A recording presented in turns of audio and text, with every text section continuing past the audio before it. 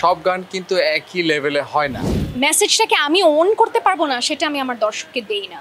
But একটা surprise আছে। আমি ফিল না করলে কোনো কাজই করতে পারি না। কুনাল আমার অবশ্যই একটা কেমিস্ট্রি, যেহেতু মানুষ পছন্দ করছে, এটা আমরাও ভ্যালু করি।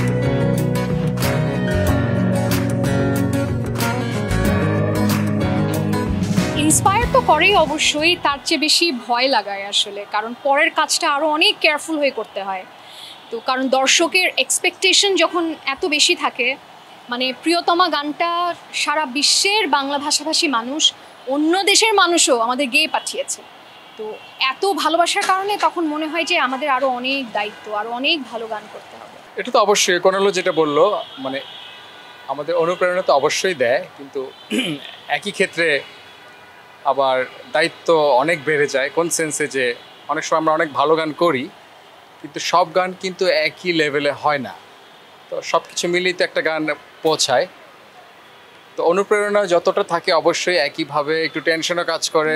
পরের কাজটা আসলে যত আমরা সিরিয়াসলি বা যত ডেডিকেশন দিয়েই করি, অনেক সময় কিন্তু কোনো কারণে হয়তো আগেরটার মতো বা যেটা সবচেয়ে উঁচুতে গেছে ওইটার সমান সমান হয় না। বাট আমরা সবসময় ট্রাই করি গানগুলো যেন আমাদেরও ভালো লাগে ওই ধরনের গান করার। আর হিট বা ভাইরাল এটা অনেক সময় হয়ে যায়, বাট না হলেও যে গান খারাপ তা তো না। দেখেন, আমি পার্সোনালি বলতে পারি যে আমি খুবই লিরিক্যাল পার্সন। আমার কাছে একটা গান যখন কেউ করতে আসে বা বলে যে আপু একটা গান করতে চাই, সর্বপ্রথম আমি যেটা বলি যে প্লিজ গানের কথাগুলো আমাকে একটু পাঠান, মানে লিরিকটা আমাকে পাঠান। লিরিকটা ঠিকঠাক থাকলে, মানে যেই মেসেজটাকে আমি অন করতে পারবো না সেটা আমি আমার দর্শককে দেই না। তো আমরা সবাই, যেমন বালাম ভাইরা তো কত বছর ধরে আমাদেরকে এত সুন্দর গান দিয়ে যাচ্ছে, এবং আমরাও সেটাই দেখে সেটা শুনে বড় হয়েছি বা হচ্ছি, এখনও গাচ্ছি, সেই গানগুলো গাচ্ছি। তো এই শিক্ষাটা বা এই যে একটা ধারাবাহিকতা, এটা চলতেই থাকবে এবং সব সময় কিন্তু ভাইয়া ভালো মন্দ মিলিয়েই থাকে। দর্শক কিন্তু সবসময় ভালোটাকে পিক করে এবং সাস্টেইন করে কিন্তু ভালোটাই। এটা তো অবশ্যই একটা ব্লেসিং। এবং আমি যেটা মনে করি যে কুনালের ভয়েস অসম্ভব সুন্দর, এবং প্লেব্যাকের জন্য ওর ভয়েস খুবই suitable for different kind of films. হ্যাঁ, আর আমি তো একটু অফ ট্র্যাক গানই বেশি গাইতাম, বাট হয়তো সামহাও ফিল্মের ডিরেক্টর হয়তো মনে করেছে যে ওয়াই নট বালাম ভাইকে একটু ট্রাই করি। উনি হ্যাঁ, আমারও যেটা কুনাল যেরকম বললো, ওর একটা লিরিক্যাল ইস্যু আছে।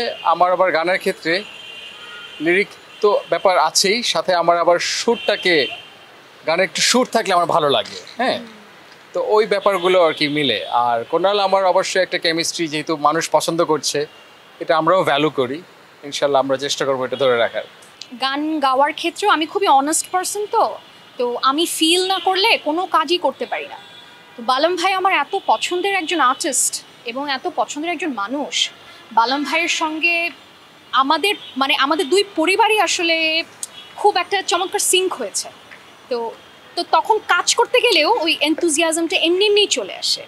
আর আরেকটা কথা বলে রাখি যে বালাম ভাইয়ের আমার কিন্তু আরেকটা ফিল্মের গান সামনে আশা করি আসবে। টাইমলাইনটা বলতে পারছি না কবে, বাট খুবই সুইট একটা গান, ছিমছাম একটা প্রেমের গান, সেটা আসবে। আশা করি সেই গানটাকেও দর্শক অনেক ভালোবাসা দেবে। ঈদে আমার কয়েকটা মুভিতেই গান থাকছে। সেগুলো তো আসলে ঈদের আগে বলা যাচ্ছে না, ঈদে কোন মুভি যে আসে বা কোনটা আসে না, অনেক জটিলতা থাকতে পারে, সেন্সরের প্রবলেম থাকতে পারে। সো গেয়েছি আমি অনেকগুলো গানের জন্য, ফাইনালি দেখা যায় কোনগুলোতে আসে। ঈদে একটু সারপ্রাইজ তো আছেই, বাট নীলচক্রের একটা গান বের হয়েছে, আমি ফিচার করেছি সাফায়েতকে। আরেকটা গান খুবই শীঘ্রই আসছে ইনশাল্লাহ। আর ফিল্মটাও হয়তো ডেটটা ডিরেক্টর ওরা ঠিকঠাক করে হয়তো ডিক্লেয়ার করবে, বাট একটা সারপ্রাইজ আছে। দর্শকদের অনেক অনেক শুভেচ্ছা, এবং আমরা সবসময় চাই ভালো গান করার। আমাদের সাথে থাকবেন এবং আমাদের সুন্দর গানগুলোকে করার জন্য অনুপ্রেরণা যোগাবেন, এবং যেভাবে জগিয়েছেন ইনশাল্লাহ আমরা সবসময় চেষ্টা করবো আপনাদেরকে ভালো ভালো গান দেওয়ার। দর্শকরাই আমাদের মাথার তাজ। আপনাদের সাপোর্ট, আপনাদের ভালোবাসাই আমাদের সব চড়াই উতরাইয়ে একটা প্রোটেকশন, একটা শিল্ডের মতন হয়ে থাকে। আপনাদেরকে অনেক শ্রদ্ধা করি, ভালোবাসি। আশা করি আপনারা আমাদের সব কাজকে এভাবে অনুপ্রেরণা দিয়ে থাকবেন।